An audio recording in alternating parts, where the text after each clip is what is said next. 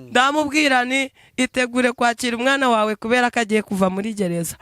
Twari turasenga mu rugo ari kuwa mbere nimugoroba, ndangije byageze twari twiriwemo mu masengesho yo kwiyiriza, ndangije twari twasenganye nk'ejo aribwo nabimubwiye. Bwarakeye mu gihe turi gusenga ayo masengesho y'imisi ibiri tutari twayarangiza, arangije arampamagara arambwira ati reka nkubwire. Yamamagaye nka saa moya, arambwira tumva reka nkubwire umwana yavuye muri gereza. Ndangije namubwira ntiwabonye gukora kw'Imana, niyo wizeye Imana nta kintu itakora, iyo wayegereye neza nta kintu itakora. Umubyeyi arampamagara, nanjye ndavuga nti Uwiteka uracyari kumwe natwe, ndavuga ngo Uwiteka uracyari mu bantu bawe.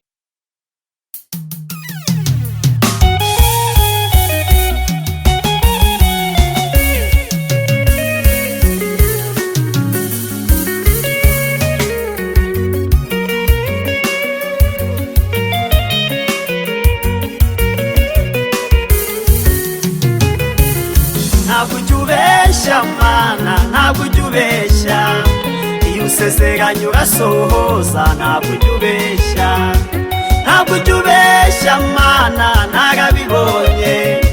Iyo usezeranye urasohoza, ntabwo ujya ubeshya.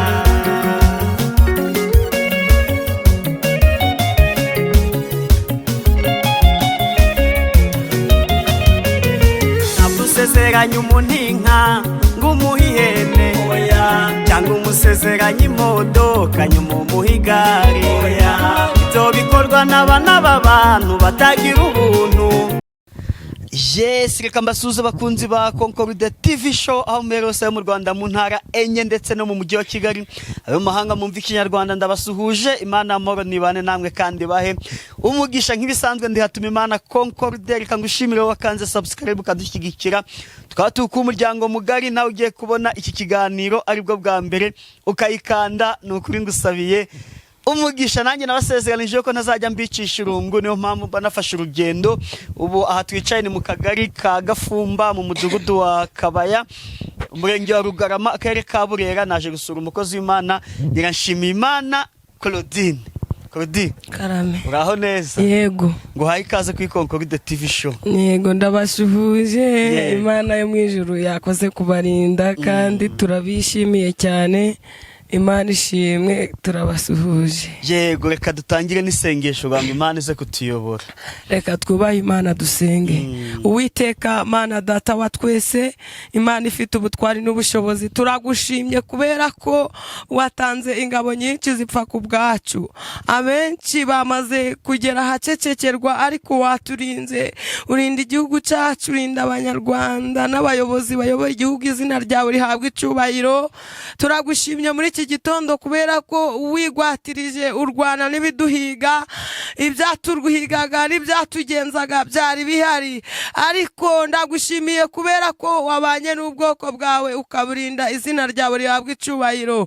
Turagushimye uyu mwanya rero, ngwino ubane natwe, waduciriye inzira turacahumeka. Na n'iyi saha uyu mwanya nyemerera iki gikorwa n'iki kiganiro tugiye kugirira ahantu aba ari wewe ukiyobora, kiyoborwe nawe, kwebwe ntaba ari twe, ahubwo ubutware bwawe buganze, kugira ngo izina ryawe rihimbazwe. Karibu n'ikaze, uzubane natwe mu izina rya Yesu, amen. Yego, wakoze kumpa ikaze hano mu rugo iwanyu. Yego, nanjye naguhaye ikaze kuri Concorde TV show. Kuri Imana ishimwe ko twongeye kubonana. Yego, ntago biba byoroshye, biba bihiga umuntu ni byinshi mu ngendo Satani abateze, ariko Imana hari ibyo yigwatirizaga igahita iturengera, ikarwana n'ibyo tutari kureba.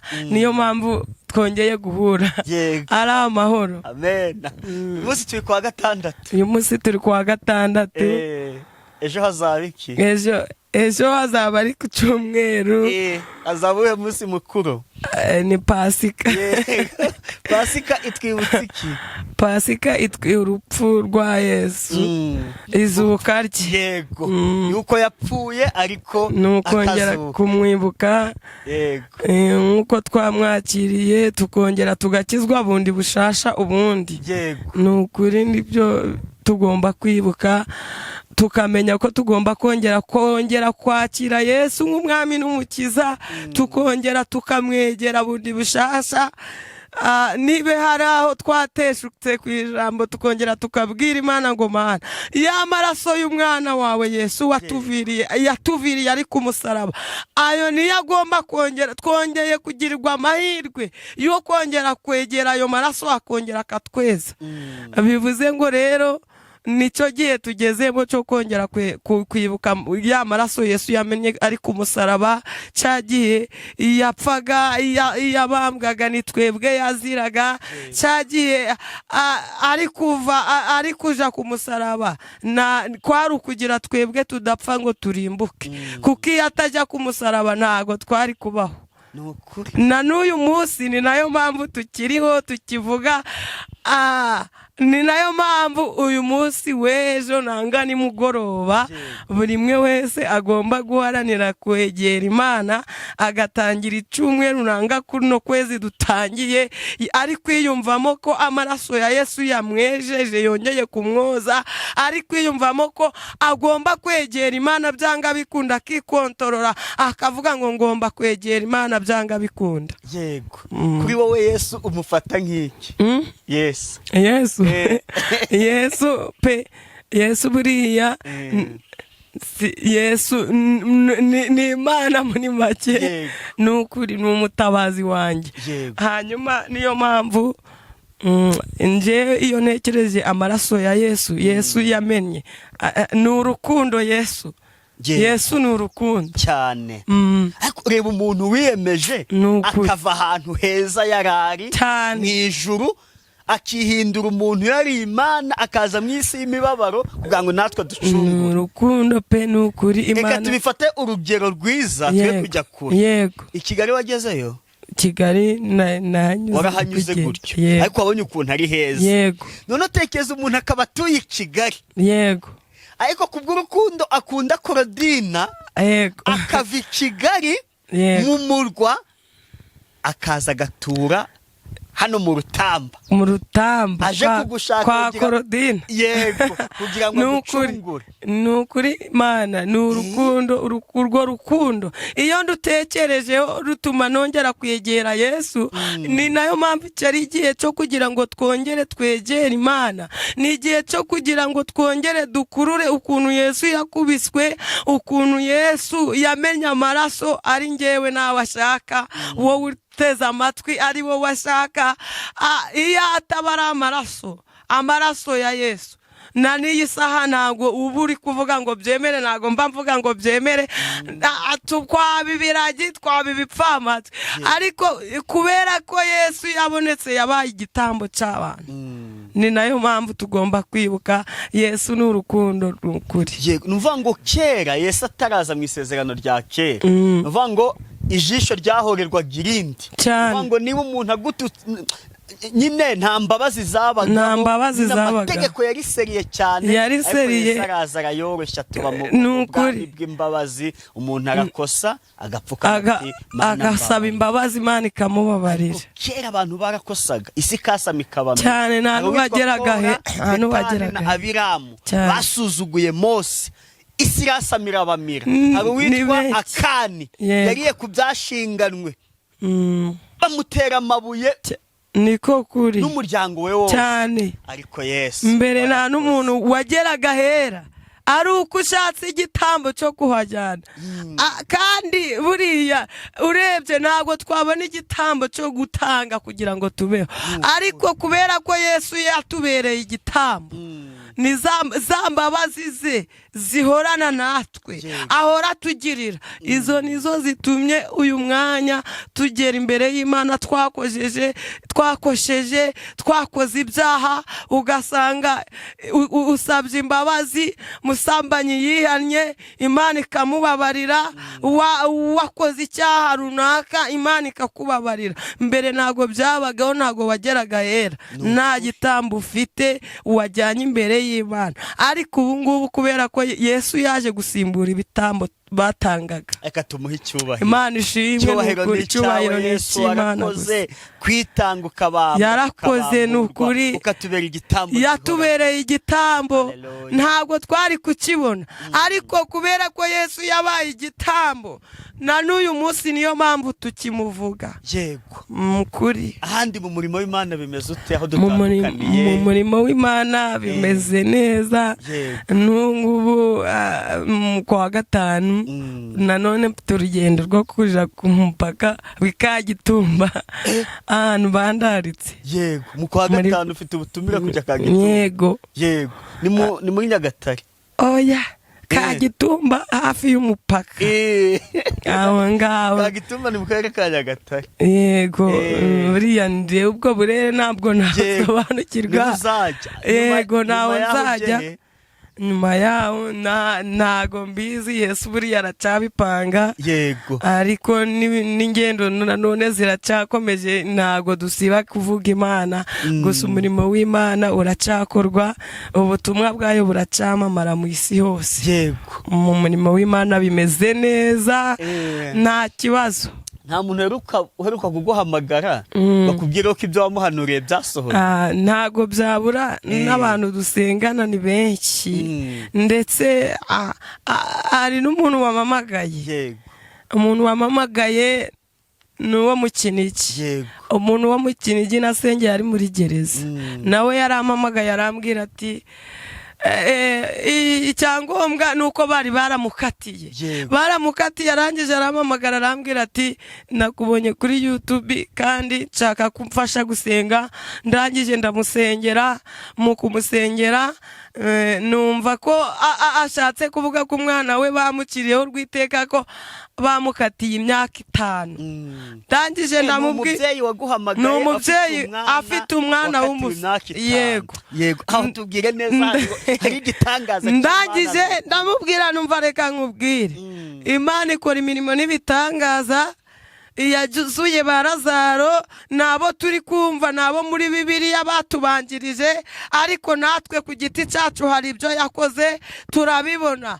Hanyuma ndangije ndamubwira ni rero, nabanjije namubwira ni kuko ngewe kugira ngo umpamagare ngo usengere banzaga nakubwira ni banza wikiranure n'Imana, tugiye kubanza gusenga mu isengesho, tugiye gusenga kugira ngo rigere ku Mana. Ngiye kubanza gusenga Imana, hanyuma nimara gusenga ubanze wihane. Niko mbwira abantu bose bamamagara n'abankurikiye barabizi, nta muntu mpfa gusengera atabanjije kwihana ngo yikiranure n'Imana. Burya kandi isengesho ry'umunyabyaha ngo riba mu matwi y'Imana, iryo sengesho riba urusaku kandi ni ikizira. Ndangije ndamubwira numva rero wa mubyeyi we, ikintu usabwa nkunda kubwira abantu ni ukwihana ukamaramaza, ikindi ukagira ibyo ureka, kubera yari yarambwiye ati uwo mwana yarangiritse mu mutwe.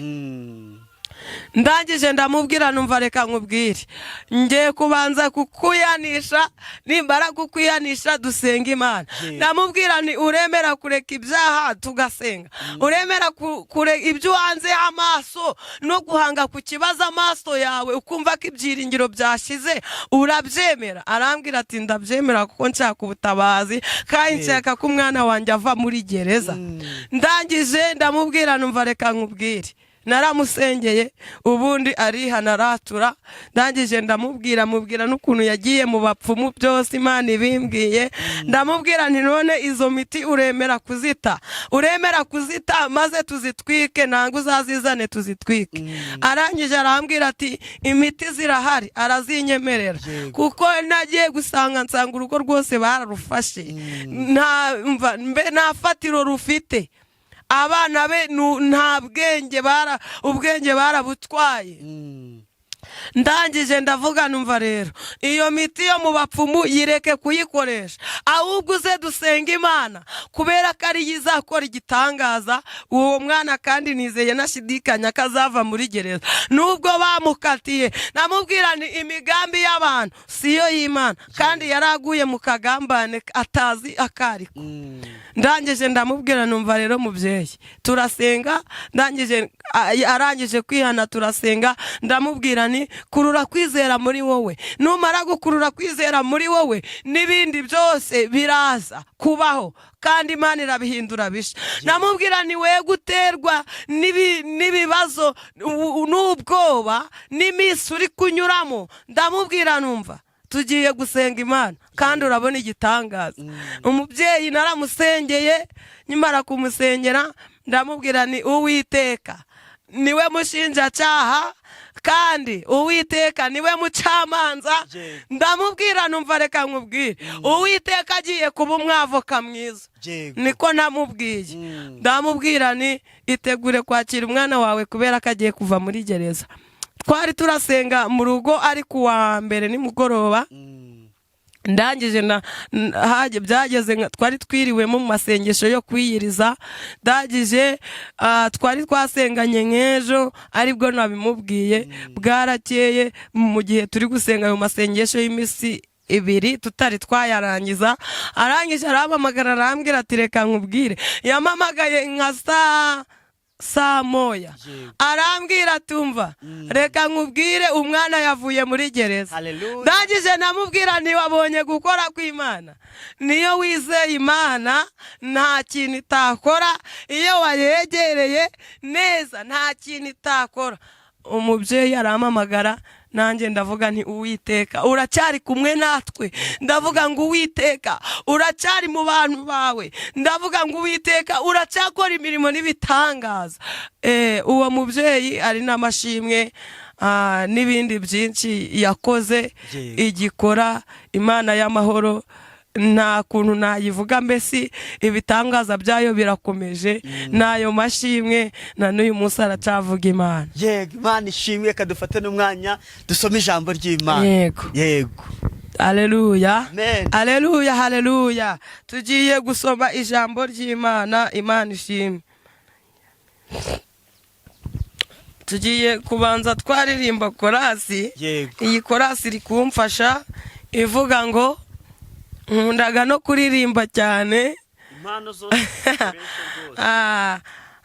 Iyi korasi iravuga ngo uko biri kose Mana ndabona bizemera, uko biri kose Mana ndabona bizemera, uko biri kose Mana ndabona bizemera, uko biri kose Mana ndabona bizemera, uko biri kose Mana ndabona bizemera, uko biri kose Mana ndabona bizemera. Haba mu bibazo uko biri kose Mana ndabona bizakemuka, uko biri kose Mana ndabona bizemera. Haleluya, haleluya, haleluya.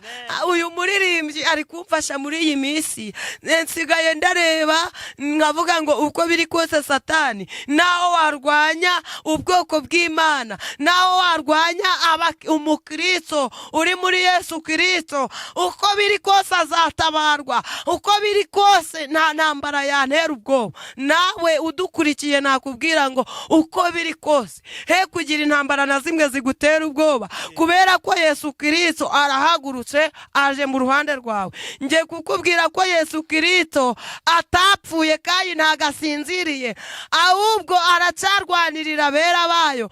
Ngiye kukubwira ngo wowe udukurikiye uyu mwanya muri iri jambo ry'Imana, ngiye kukubwira ngo komera ushikame, kuko nta ntambara zagutera ubwoba. Ngiye kukubwira ngo nta ntambara Yesu Kristo atarangiza ku buzima bwawe zibaho. Warwanyijwe kenshi, uratukura, urasuzugurwa kenshi, uhura n'ibikugoye n'ibikuruhije ubura ukuvugira, ariko Yesu yavuze ngo aje kukuvugira wowe unkurikiye, wowe uneze amatwi kuri iki kiganiro. Yesu hari ibyo aje kuringaniza mu ruhande rwawe. Izo ntambara umaranye igihe kirekire, ubwo bwigunge umaranye igihe kirekire, Yesu aravuze ngo hari ibyo aje gusinziriza kugira ngo bizicure wamaze gutambuka. Imigisha yawe irafunzwe, ariko ubwigunge buraguheranya, agahinda ni kenshi, ariko nta ntambara na zimwe Yesu ataza kurangiza ngo zishyirweho iherezo. Yesu hari intambara aje gushyiraho iherezo. Yesu hari ibyo aje kubyutsa byawe byasinziriye. Yesu Kristo hari imigisha azanye mu ruhande rwawe. Tumbira iyera yo mu ijuru gusa, aba ariyo yonyine uhanga amaso, kuko wahanze amaso abantu baraguhemukira. Ugize ikibazo ubura kwitaba, bene so barakwanga. Uwiteka aje kwiburanira. Uwiteka hari ibyo aje kurwana nabyo. Uwiteka nje kukubwira ko hari ibyo aje gukubita biri mu ruhande rwawe. Ibyo bimeze nk'imvura y'amahindu biri kukunyagira. Uwo muyaga uri kukujya, ibigeragezo byakugizeho ijambo. Ntabwo wavuga ijambo ngo hagire ukuma, ariko iyera yo mu ijuru imanukiye gushinja ibyo bigeragezo, imanukiye kurangiza ibyo bibazo. Nta kigeragezo na kimwe wowe ubona ko byarangiye. Imana iracyari mu ruhande rwawe, ntabwo yagutaye, nta nubwo isinziriye. Kandi ukuboko k'Uwiteka, ijambo ryarambwiye ngo ntabwo kwaheze ngo kunanirwe gukora. Amen. Haleluya, haleluya. Rero nje kukubwira ko Uwiteka agikora. Cyagiye wari wageze mu bibazo akabyivangamo, akarwana urugamba, urugo rwasenyuka ukabona ruri kudandabirana, ariko iyera y'amahoro iragaruka ikarwubaka, ikaguha amago mazima. Mukobwa ikaguha umugabo, mubyeyi mugabo ikubaka amago, n'amadeni ikayishyura. Ibyo ubona waburiye igisubizo, nje kukubwira ngo Imana ije kubitangaho igisubizo. Ibyo waburiye ibiguzi, Uwiteka Imana niwe uje kubikora, kandi aje kubikontorora ku murongo. Amen. Nje kukubwira ngo igihe wagendeweho n'umubi ari we Satani, igihe wagendeweho n'abarozi bakugendaho, igihe abana b'abantu baguhigiye, nje kukubwira ngo icyo gitare cyaryamye ku byawe, Uwiteka aje kugikuraho. Hanyuma namara kugikuraho, ibyawe byamaze kuma, Yesu agiye kongera abisukemo Mwuka Wera, bibyuke byongere bibe. Imigisha yawe yarasinziriye, urakora bikanga, ntiwafata n'amafaranga ngo akugirire umumaro. Akazi wapi biri kwanga, uri kugambanirwa uko bwije n'uko bukeye. Ariko iyera y'amahoro yo mu ijuru nje kukubwira ko ije gutabara. Kandi hari igihe Moridekayi burya yari yicaye ku irembo, ariko Hamani atazi icyo azaba cyo. Hamani yari azi ko agiye kwica Moridekayi. Nawe hari abazi ko bagiye kukwica, hari abazi ko akazi ugiye kukavaho, hari abazi ko birangiye, ubushomeri bwakwishe, bazi ko upfuye, ariko iyera yo mu ijuru ije kubana natwe. Icyakora hahirwa ushakana Uwiteka umwete, agakora ibyo gukiranuka, uwo nguwo nta na kimwe azakena. Nje kukubwira ngo tumbira Imana gusa, ibyawe uyibiharire, ibimeze nk'imisozi biyiharire. Iryo buye umaranye igihe kirekire wikoreye, Yesu wacu ashoboye byose. Nje kukubwira ko hari ibyo Yesu aje kubyutsa, nje kukubwira ko Yesu hari ibyo aje kurangiza, nje kukubwira ko Yesu hari ibyo agiye gushyiraho iherezo kugira ngo nawe we mutambuke. Hari igihe kigera ukabamo ideni, no kunyura muri karitsiye n'umuntu ubereye ideni ugahunga, ariko iyera yo mu ijuru hari igihe ugira n'isoni ryo kunyura mu nzira bitewe n'igihe urimo. Iki gihe urimo rero, iyera yo mu ijuru ije kumanuka, ije kurwana urugamba. Humura, komera ushikame, ije kurwana urwo rugamba. Wihereranye, wowe yitakire, iherere, upfukame, ubwire Imana, ugire icyo uyisaba, kubera ko hari ikije gukora. Wowe ndagusaba ngo wizere Imana Data wa twese uri mu ijuru, kubera ko Yesu ni inzira n'ukuri n'ubugingo. Kandi niba Yesu ari inzira, ni inzira ya byose nyine. Yesu ni inzira y'imigisha yawe. Ntawo ibyawe byose biza binyuze kuri yo. Ni ukuvuga ngo tumbira Yesu, abantu be kugukanga ngo bagutere ubwoba, ikigeragezo cye kugutera ubwoba. Bahereye kera bakurwanya, bahereye kera, ariko Uwiteka aravuze ngo araje. Hari aje kwihorera mu ruhande rwawe. Hari ibyo aje guhora, hari inyatsi aje guhora, hari ikigeragezo cy'uburwayi aje guhora, hari karande zakubase aje guhora. Uwiteka Imana nyiribihe ashoboye byose. Haleluya, haleluya, haleluya, haleluya, haleluya. Tugiye gusoma ijambo ry'Imana muri Ezekiyeli 37 umurongo waho wa mbere. Wadufasha gusoma? Yego. Imana itugirire neza. Ezekiyeli 37 duhereye ku murongo wa mbere aravuga hati, yego, iyerekwa ry'amagufa yumye. Yego. Ukuboko k'Uwiteka kwangezeho, asohora ndi mu mwuka, aramanura angeza mu kibaya cyari cyuzuyemo amagufa. Yego. Anzengurukana aho yayakikije hose. Yego. Mbona ari menshi cyane muri icyo kibaya, kandi yari yarumye rwose. Yego. Maze arambaza ati, mwana w'umuntu, mbese aya magufa yabasha gusubira kubaho? Ndamusubiza nti, Mwami Uwiteka ni wowe ubizi. Yego. Arongera arambwira ati, hanurira aya magufa maze uyabwira uti, yemwe mwa magufa yumye mwe, nimwumve ijambo ry'Uwiteka. Uku niko Umwami Uwiteka abwira aya magufa ngo, dore ngiye kubashyiramo umwuka ngo mubeho. Ngiye kubateraho imitsi, mbakwizeho inyama, kandi mbatwikiriza uruhu, mbashyiremo umwuka, mubone kubaho, mumenye yuko ndi Uwiteka. Yego, yego. Nuko mpanura uko ntegetswe, ngihanura habaho guhinda, mbona isi itigita, amagufa araterana, igufa risanga irindi ryaryo. Nuko nitegereje mbona imitsi iyafasheho, maze inyama ziyameraho, byoroswa uruhu. Yego. Ariko nta mwuka wari ubirimo. Nta mwuka wari ubirimo. Maze arambwira ati, hanurira umuyaga.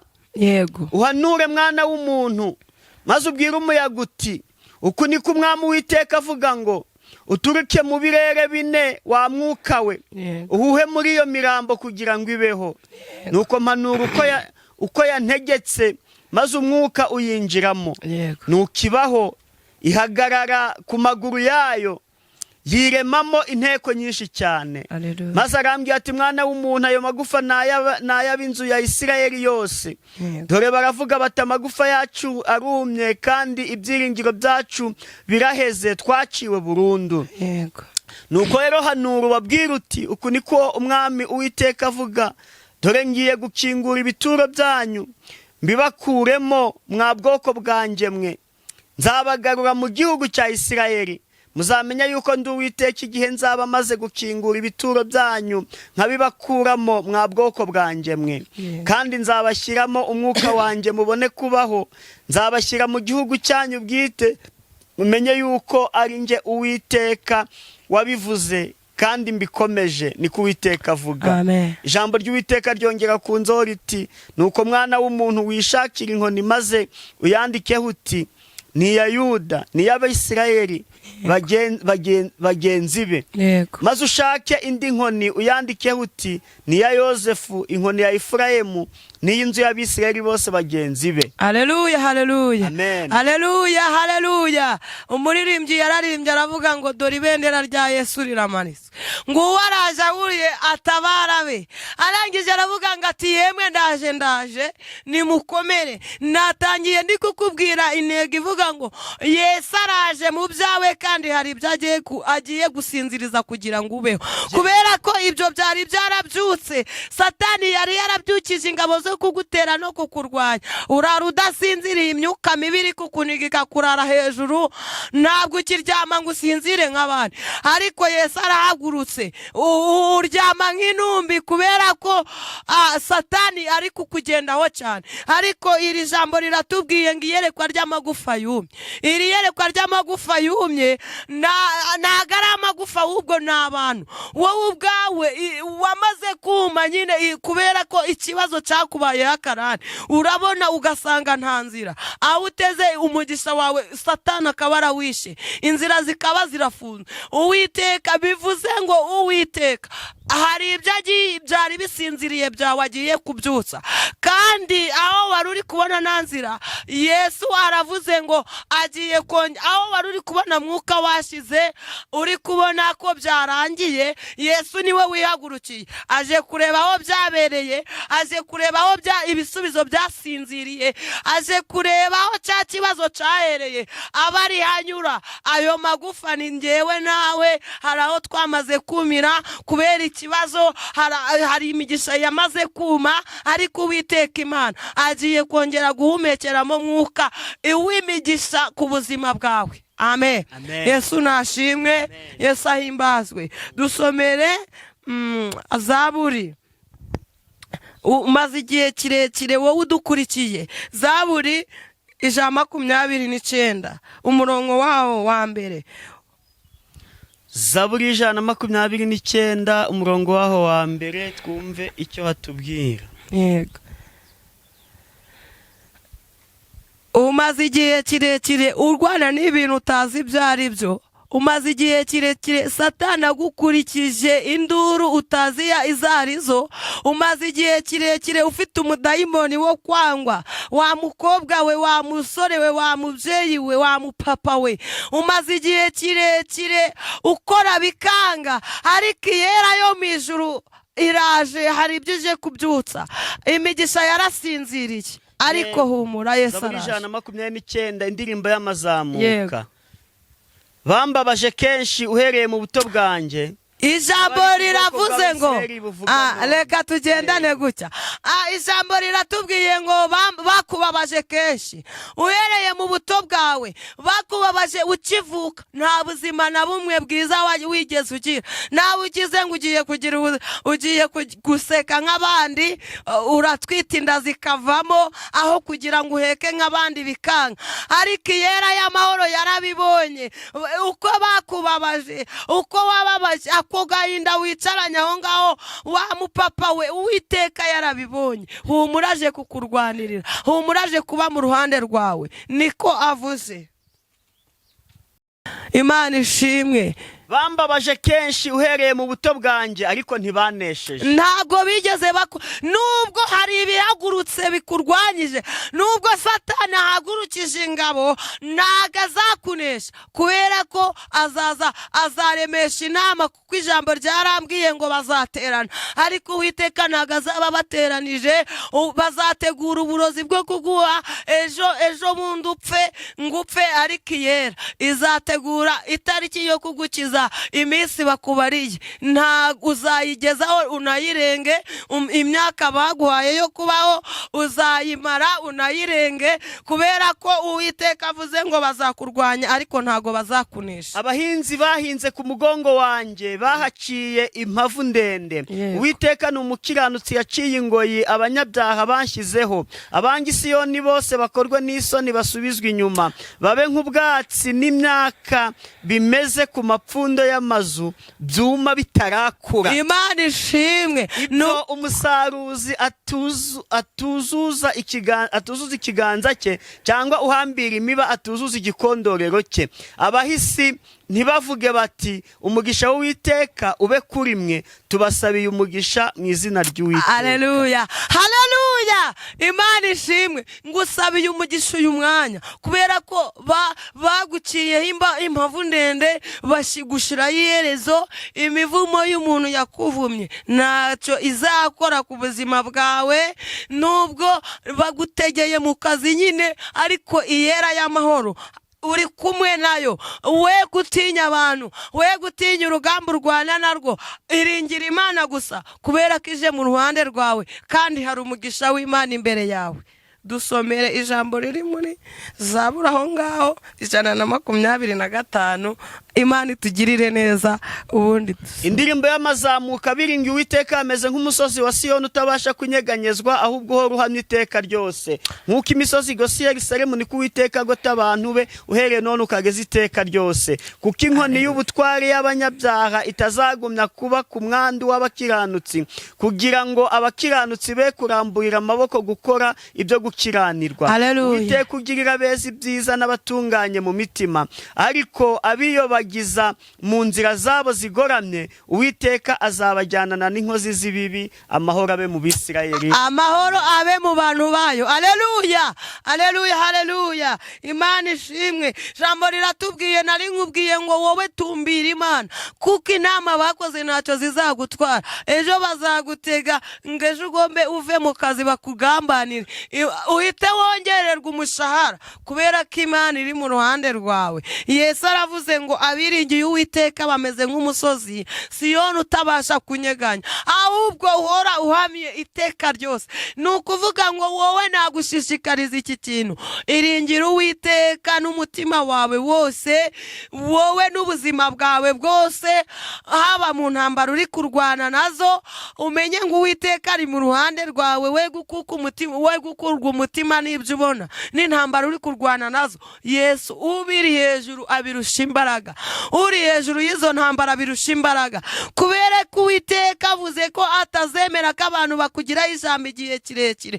Ntago azemera ko amaboko y'abantu imigambi yabihama, ahubwo ntago azemera kuguhana ngo agute ngo abana b'abantu bakugireho ijambo.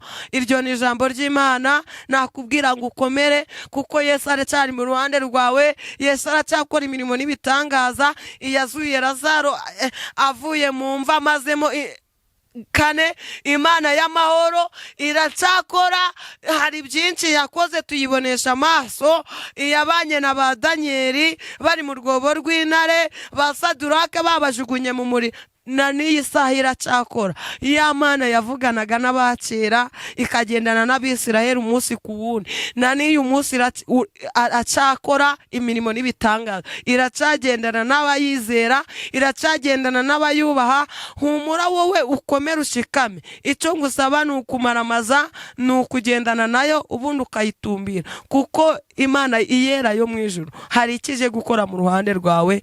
Imana itugirire neza. Iryo ni ijambo ry'Imana. Dushimiye Imana. Imana muri gumugisha mukozi w'Imana, nukuri ikongerera. Nukuri Imana yo mu ijuru amavuta yanzeho. Imana ishimwe. Yego, reka tugane ku musozo. Twemere utange nimero, ubundi dusenge n'isengesho rito dusoza. Nimero ni 078 019 79 55. Yego, n'isengesho dusoze. Kadusenge Imana, dusengere muri iri jambo nkubwiye. Wowe aho uri wizere ko Yesu ashobora byose. Uyinginge, wowe uyitumbire, ureke ibyo abantu bavuga, amagambo bakuvuga. Nago imigambi y'abantu ntago izahama, kubera ko nibe Imana iri mu ruhande rwawe ntaho umubisha yava. Tugiye gusenga Imana y'amahoro, Mana Data wa twese, Imana ifite ubutware, Imana ifite ubushobozi, Imana ireba aho bikomeye warangiza ukagaragara. Imana igira ibambe, Imana igira imbabazi. Nongeye kuza imbere yawe, mbere ya byose kubw'ijambo ryawe. Uravuze ngo uzakwiringira habwa azakorwa n'isoni. Hari abantu badukurikiye kuri iki kiganiro, kandi Data wa twese bazi ko ibyabo birangiye, bazi ko Satani yamaze kubagiraho ijambo, bazi ko wabataye. Nyemerera ugarure ibyiringiro muri bo, nyemerera ugarure kwizera muri bo, mu izina rya Yesu. Ba mu ruhande rwabo nk'uko ubivuze. Uwiteka Nyiringabo Imana, reka wongere ugaruke ku mitima y'ubwoko bwawe, kugira ngo izina ryawe rihabwe icubahiro. Ijambo ryawe ritubwiye ko uko wageze kuri ya magufa yari mu kibaya, ukongera ukayateranya, ukongera ukayahumekeramo mwuka. Reka bariko natwe wongere utugaruremo mwuka wawe, mwuka w'ibyiringiro warushize mu bantu bawe, mwuka wo kwizera warushize mu bantu bawe. Ariko nyemerera wongere ugaruke mu bantu bawe, mu mwami ubwoko bwawe buteze amatwi uyu mwanya. Data wa twese, nari nkubwiye ngo kugira ngo kubwira ijambo uduhe gukomera, mitima ya benshi ye gukomera, uheranwe n'agahinda umure ku buzima bwe. Vuze ko hari icyo uje gukora mu ruhande rwa buri wese, uzutabare kandi urengere ubwoko bwawe. Urakoze ko wumvise gusenga, urakoze kuje kubana natwe, urakoze ko hari ibyo uje kuringaniza. Mu izina rya Yesu,